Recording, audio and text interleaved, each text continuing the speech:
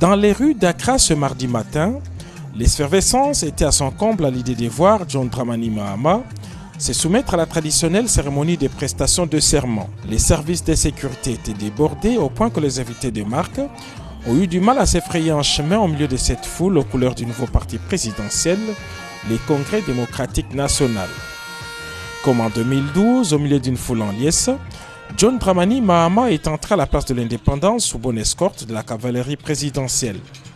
C'est sa colistière qui a prêté serment en premier en qualité de vice-présidente de la République, puis c'est au tour du président élu, John Dramani Mahama, de se soumettre au même exercice.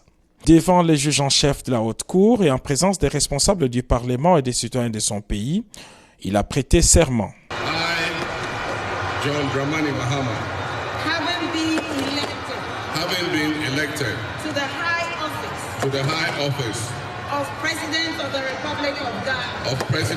Republic of Ghana, do in the name of the Almighty God swear, that I will be faithful and true, so help me God.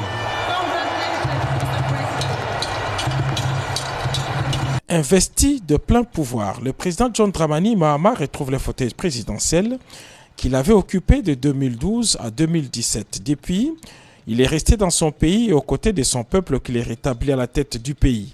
Dans son discours d'investiture, le nouveau président du Ghana a pris 4 engagements, dont le redressement de l'économie et la lutte contre la corruption. Pour lui, la cérémonie d'alternance de ce jour consacre la maturité démocratique du Ghana. Premier pays africain à accéder à l'indépendance en 1957, le Ghana est un exemple africain du dynamisme démocratique. Une vingtaine de chefs d'État et de gouvernements ont fait les déplacements d'Accra pour féliciter les nouveaux chefs de l'État du Ghana. Invité personnel du président John Dramani Mahama, les présidents de la République Félix-Antoine Tshisekedi Tshilombo et la distinguée première dame Denise Nyakeru sont allés féliciter les nouveaux couples présidentiels du Ghana avec lesquels ils entretiennent d'excellentes relations d'amitié et de fraternité.